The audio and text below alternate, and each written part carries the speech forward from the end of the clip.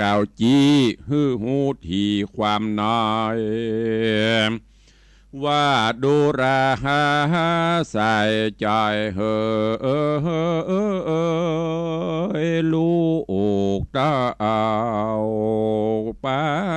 กันจุงอยู่เฝ้าไปนายอยากกล้าไกลเตียวออกไปนอกเฮือนลาเหี่ยวเสือมาล่าสอดผีตาผีล่าวอดมาหานจุงจวนกันปีน้องเล่นอยู่ห้องไปในป้อแม่ไปบ่จาจักไว้หน้าคืนมานำวัดหาเสื้อผ้าหูบจ้างมาตัวหานเข้าโนมบ้านหน่อยหน่อยนึกน้ำอ้อยสูญงาเข้าโนมนาหลายสิ่งรสหวานยิ่งหลายอันนำมาปั่นลูกเต่าอันอยู่เฝ้าเกหาการว่าจะสั่งแล้วยังลูกแก้วจอมควันก็เร็วปันบอดจะตั้งปูปานะตั้งปูปาสองขาเอาธงปาห้อยบาทลงเฮือนกว่าบัดเดียวไปแล้วเหลวคืนพอเบนนะรอลายตีใจบอดีไววันสตานสันเววนรีบเตียวโห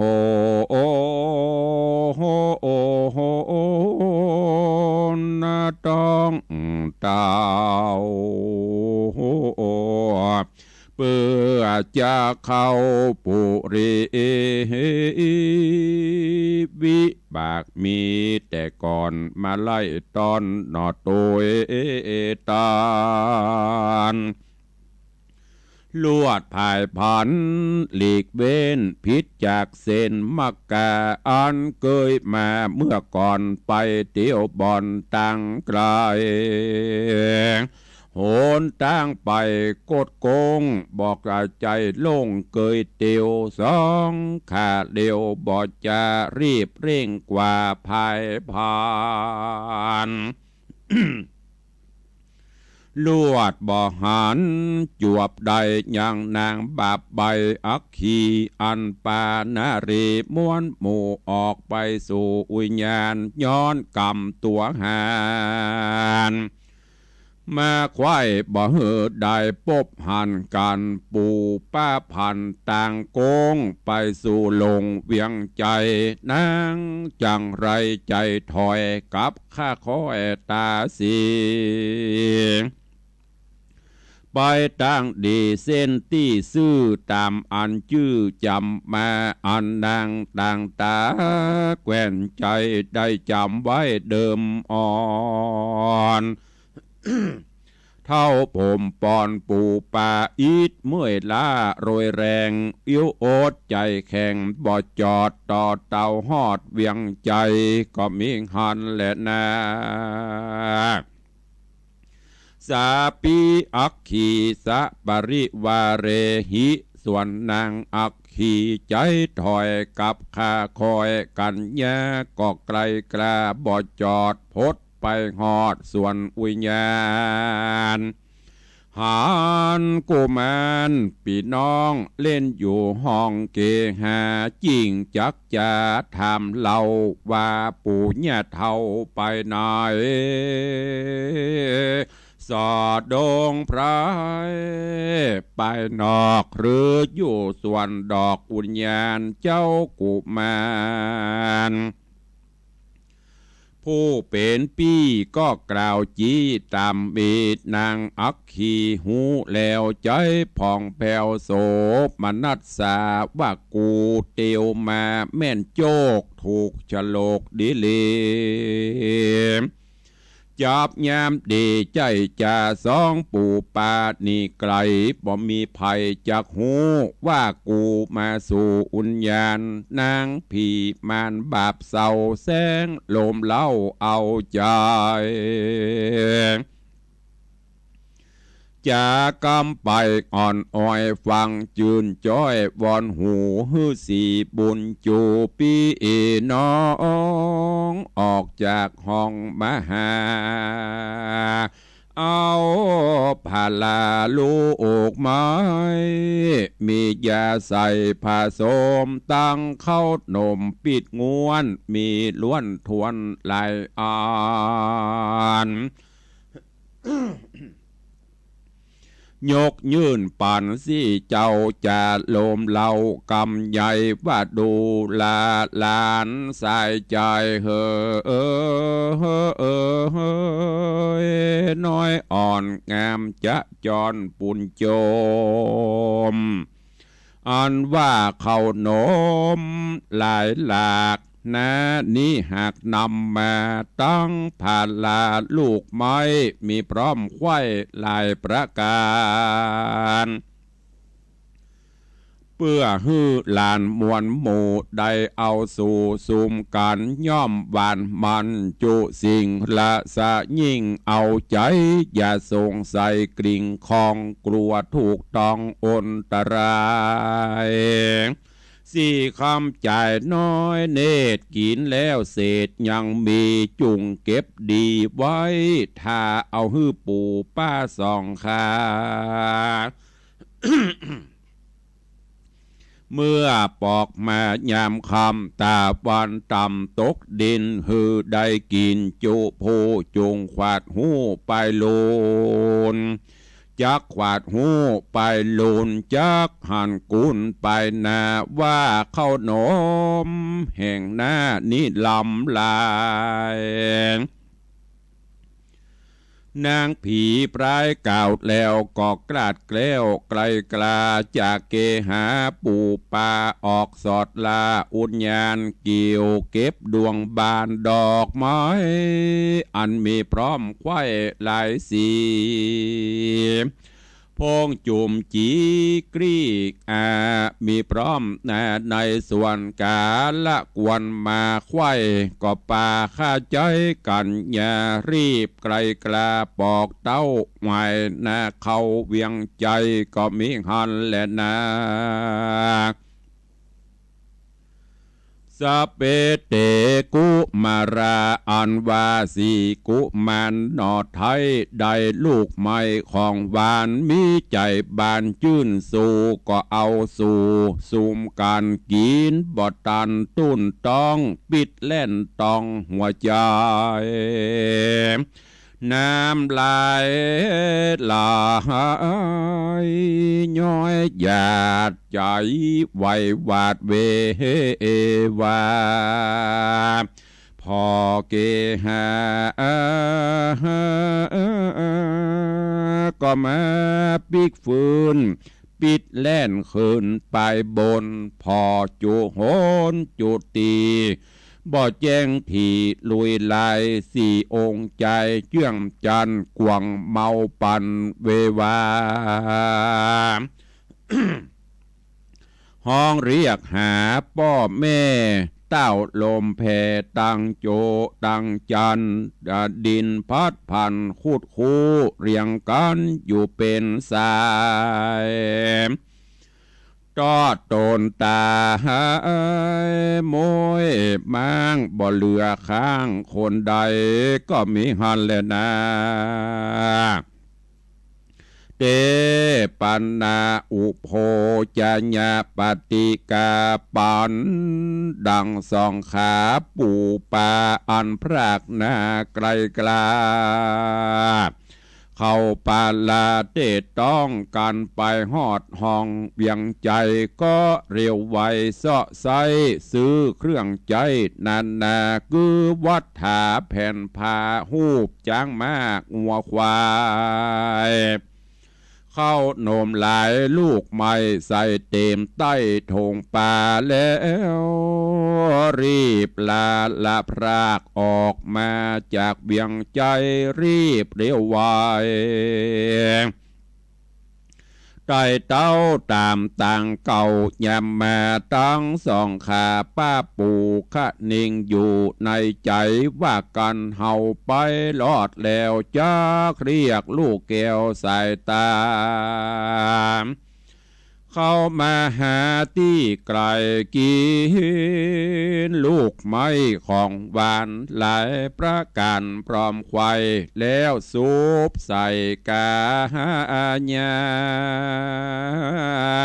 ตังวัฏา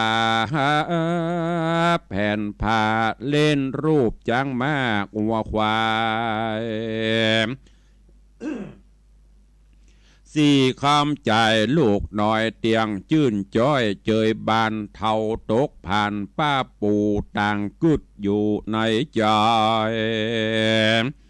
ตาวันใส่ค่ำลาลงลับป่าเขาเขียวจิงจักเตียวมาหอดใกล้ที่จอดเกงหายินสังกาหลายหลากพอแล้วหากหายซอยดักเย็นบ่อยจุดตีจูมน้องปี้ไปไหนหรือใส่ใจมวนหมู่พงลับอยู่ในเหือนเท่าใจเฟือนเยือกเงารีบฟังเฝ้าไกลกลาคืนเกหาบ่จ้าก็หันสีนอนลาคำใจนอนเรียงรายยายมวยมั่งบอดหลอกข้างคนใดเท่าเข็นใจปู่ป่าใจปั่นบ้าเวโวนตีอกตนทะถาบน้ำตาอาบลำไหลริร่ำไรกล่าวถอยมีบอดน้อยนานาพอไปมาตีไกลหันลูกไม้ของหวานลายประการยายหยาดตกเฮียราดนานอมปูเท่ากำสัดขว้างลงปืนกะล่างปันมาหันกับตาตอดแน่แม่ปันกว่าเวโวนแล่นเบบนวัดวาดแล้วใจขาดสับปันสองเท่าหันก็หูว่าลูกลินกูสายตา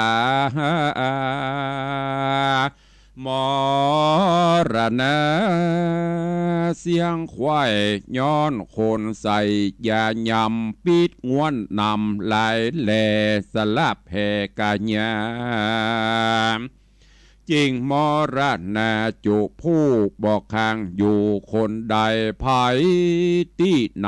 นั้นเล่าใจบาปเศร้าอาธรรม มากระทำกรรมบาปอันหึกหยาบนำนาแต่เดิมมาล่วงแล้วตั้งแต่แถวเร็วรามเถิงหอดยามแก่เท้าดาจักเข้าวำใบยังจำหมายแต่ใส่เฮาบอดได้ราวีบุบดาตีภาพสู่ไว้แก่ผู้คนใดดังตีไกลที่ไกลและไกลตุกแยกไรเครื่องขี่ก็อยู่ดีตั้งต่อบ่อสร้างก่อต่างเวนปล่อยเงียเข็นหยาบจาแก่ตูขาคนผ่านคอบาปปานคืนครอบสะยองตอบโตโอยตันฮือตัวมันกราดกร้อยดังลูกน้อยสายตาเท่าสองขาป้าปูตุกโศกเศร้ากุมใจริร่ำไรกล่าวถอยมีบอดน้อยหลายประการสองเท่าผ่านรำรองที่สวนดอกไม้อุญญาณก็มีหันแลนะนิธิตังขีญาสังวันนานาวิเศษ จาห้องเหตุจำปาสีตนก็บังโกมสมเรศสเดช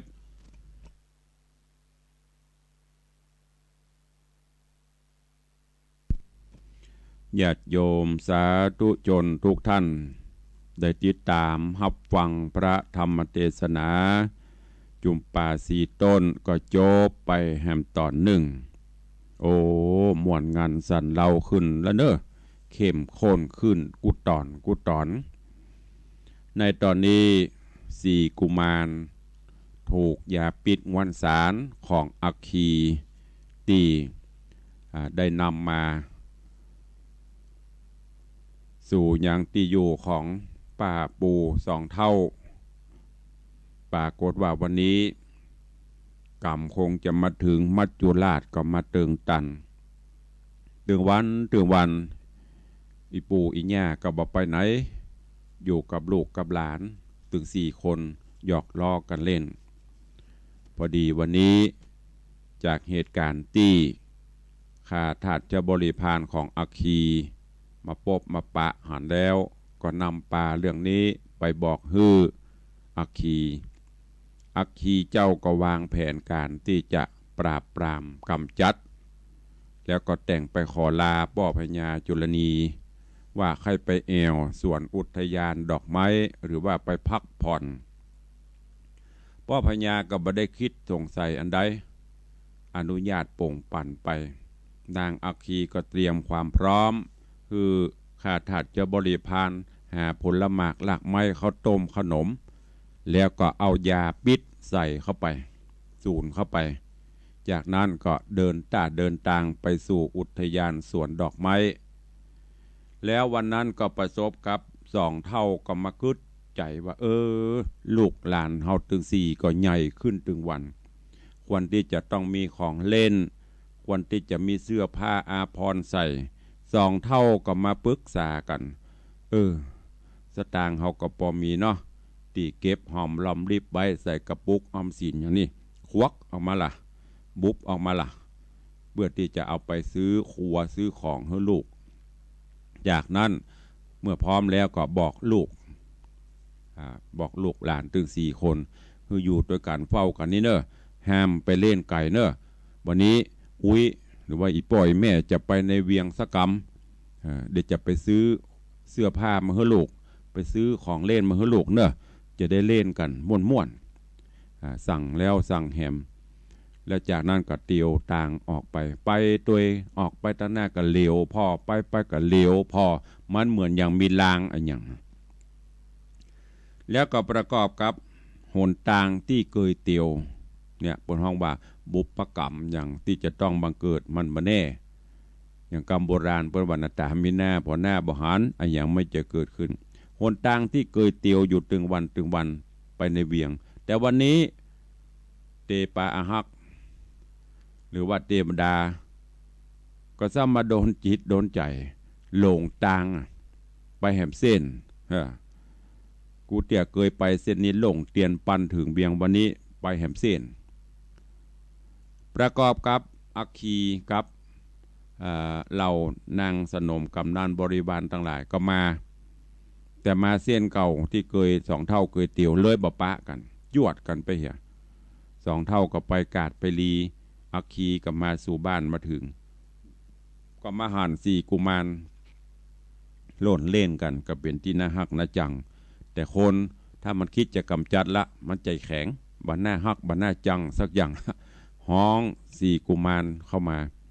ก็เอาข้าวต้มข้าวหนมเอาของต่างๆที่แอบสูญยาพิษเอามาฮื้อพอเอามาฮื้อเสร็จก็บอกกินเตอะบ่ต้องกลัวป้าบ่ใส่ยาใส่หยังเนี่ยกำหวานล่ะกินอิ่มดำสำราญถ้ามันเหลือก็เก็บไว้ฮื้ออุ้ยเนอะเก็บไว้ฮื้อปอกฮื้อแม่ให้เบิดเผื่อเปิ้นมาเน็ดเหนื่อยจะได้กินโดยความไร้เดียงสาพออัคคีลาปิกไปสักกรรมตึง2ก็กินตึง4ก็กินหน่วยไม้กินข้าวต้มขนมกันไปโอ้ยำบัดตันอย่างเตื้ออัคคีไปยำบัดถึงในเตื้อก้าเรียบร้อย ฤทธิ์ยาปิดออกตายเรียบถึง4 คนย้อนกล่าวถึง2 เท่าซื้อครัวซื้ออย่างกับฝั่งเฝ้าใจหนึ่งก็เป็นห่วงหลานพอได้ครบแล้วก็ป้ากันฝั่งปิกเกิดมาตัวต่างดอกโอ้อันนี้ฮือไอ้คนเก่าไอ้คนที่2ไอ้คนล่าอันนี้ฮือคนนั้นเล่นอย่าอู้กันมาตามภาษาคนเท่าปื้มปิติหรอกพอมาถึงบ้านโอ้ดักปิงกูเตือนนี่เข้ามาดิหลานจะล่นเล่นกันล่นมาตอนวันนี้อย่างเงียบปิงห้องมีไหนบ้ายเฮ้ยพ่อมาละเนยแม่มาละเนยมาเอาข้าวต้มขนมลูกเว้ยห้อง2 เตือ3 เตือก็ดักปิงเนี่ยจะได้ไปที่ไหนถ้ามีบนเฮือนกันรับบรรลุตะกาอีจะเหาะคืนเฮือนไป2เรียบร้อยนอนเรียงรายปอดกำนันหัวใจหล่นตุบไปพอโอ้ลูกกูมีแล้วกันนี่สามไปหันคัตโตสามพอตัวก็อุ่นๆอยู่หันเหลียวไปเหลียวมาหันผลละหมากหลักไม้ข้าวต้มขนมมีหันกำขว้างลงกระล่างมาล่นมาจวบย่ำบัดตันภายในดินดาวหูได้ทันทีว่าลูกโดนยาปิดตายโอ้ให้หอนบอลตุกแล้วจะเนี่ยจะได้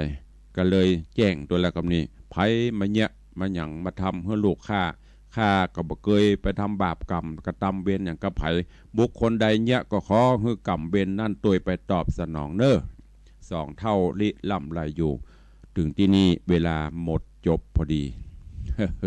ฟังไปกระม่วนไปใช้ไปให้เน้อห้ามให้ถ้าให้เสียดายกันทำไม่ได้นะ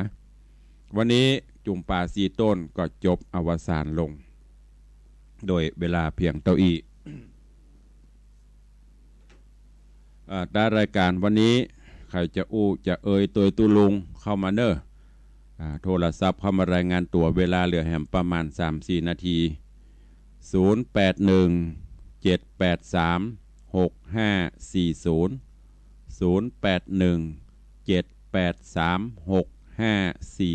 6540วันนี้ขอบคุณอนุโมทนาบุญเนอะแต่คืนนี้ไปเตะงานศพของไอ้ทวีที่ชุมชนฟ้าใหม่ก็ได้มีโยมแม่อุ้ยหม่อนธรรมมหาวงศ์พร้อมลูกหลานได้นำปัจจัยสมทบหล่อพระเจ้าทองคำมาแล้วก็ร่วมเป็นเจ้าภาพสังฆทานหัววัดงานทำบุญฉลองศาลาตัวก็ขออนุโมทนาบุญขอบคุณตัวมีก็ไข่ฟังตั้งใดพ่องรับกันหมดแล้วจ้ะก็ว่าหยิบรับ4 กุมารกำลังม่วนฟังไปรับไปสะดุ้งตื่นแหมกำตุลุงหายแซบก็ว่าสถานีมันบอกออกอากาศกะปล่อยตุลุงอู้คนเดียวนี้ก็แยกถ้ามันบอกออกจะได้ก็บอกเนอะเจริญปอนฮัลโหลว่าได้ขอบคุณเนอะสาธุอนุโมทนาบุญเนอะเด็กหญิงจันคำว่าได้สาธุอนุโมทนาบุญเนอะ2 ลายแม่วุ้ยมอนจันคำรายงานผลรายงานตัวใครจะรายงานผลรายงานตัวเข้ามาเนอะเวลาก็ไปเรื่อยๆนะเวลามันได้อยู่ท่าเนอะมันจะไปสูนกันบรรลุนบุญเวลาจะหมดตุลุงกับบะฮับสายละแล้วก็ถ้าออกไปแล้วก็บะฮับละปิดเครื่องแล้วก็จะต้องไปเนี่ยการถ้ามาปิดออกอากาศเสร็จแล้วมาฮับสายตั้งรูนแหมป้น8 โมงพุ่นจะได้อย่างนะงานก็รอใครจะอู้จะเอ่ยจะรายงานผลเข้ามาได้จากที่ไหนตั้งใดพ่องเจริญปอนสาธุตุลุงแม่กวงฟังอยู่ขอบคุณสัญญาณนี้จำได้สาธุตุลุงแม่กวงรายงานเขามันไม่ออนเหรอพอไม่ออนเหรอแม่กวงก็ไม่ออนนี่เปิ้นจะบ่น้อยหน้ากันนะเจริญปอนอีแม่เนอหรือขายอีแม่เนอขอบคุณเนอเด็กหญิงจันดีตรงเขาตอกฟังอยู่ขอบคุณอีแม่จันดีนิดอู้ตัวถึงอู้ตัวเพราะว่าต้องปิดปิดวิทยุหรือว่ารีวิทยุตัวมันมาหยึกอยากสื่อสารกันนานหูเรื่อง ที่อื่นเหรอมีก่อจะไปลืมเนอะเดือนหน้านี้มีนัดพบกันที่ในวังสิงห์คำงานทำบุญประเพณีส่งน้ำพระธาตุ3 วัน 3 คืนประเพณีใส่ขันดอก108และที่สำคัญก็คือฉลองสมโภชศาลา9 ห้องห้องน้ำห้องสุขาห้องส้วมตีอีป่ออีแม่ได้มีส่วนร่วมได้ให้ได้หอมร่วมกันสร้างศาลา9 ห้องตีตาน้ำปิงบัดนี้ทุกอย่างเรียบร้อยก็จะลวดมอบเวรเกณฑ์ตาลถวายปวยหลวงน้อยตาลปวยหลวงน้อยจะว่าปวยน้อยกับใจปวยหลวงก็ไปเชิงเพราะหัววัดนิมนต์บัดนักมอกบอให้พอดีแต่แหละวัดศรัทธาก็จะมีขวกินขวดตาลมาห่วมกันในวันที่29-30มิถุนายนคือเดือนหน้านี้ปลายเดือนพอดีแล้วก็บ่ายไปวันที่1 กรกฎาคมเนอะเจียเจิญเจริญปอนมาห่วมกันเจริญปอนจากที่ไหนอยู่บนดอยบ่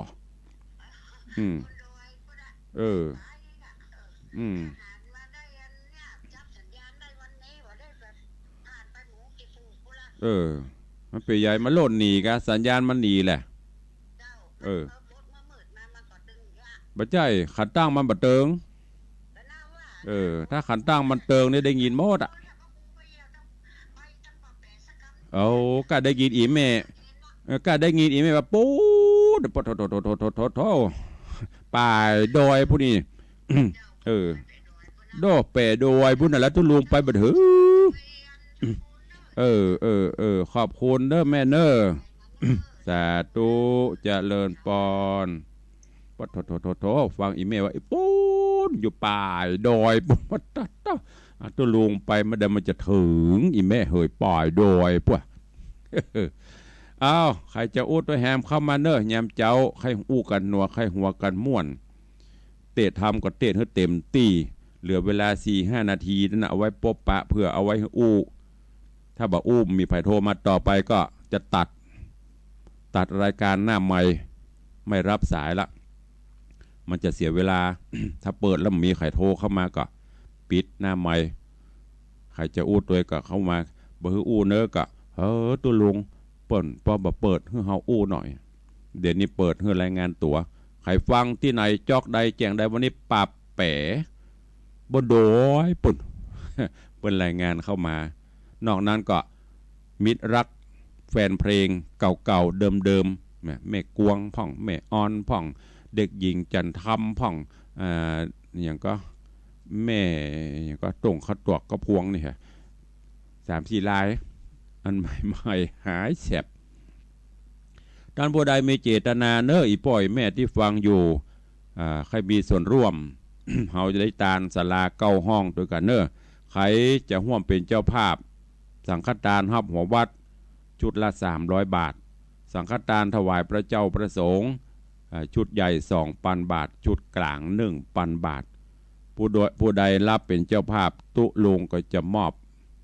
พระเจ้าน้อยแบบห้อยคอเป็นพระเจ้าตันใจงามเนอะ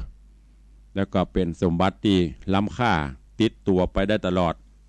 บะบุบะแล้วบะนุ่มสลายเพราะเป็นตองเหลืองตองสำริดขึ้นคองามดีใครจะร่วมก็เจริญปอนเจิญอันนี้มันจะขายเนอะเอาสมนากูลเปิ้นห่วมบุญมาเฮาก็มีของฝากฮื้อ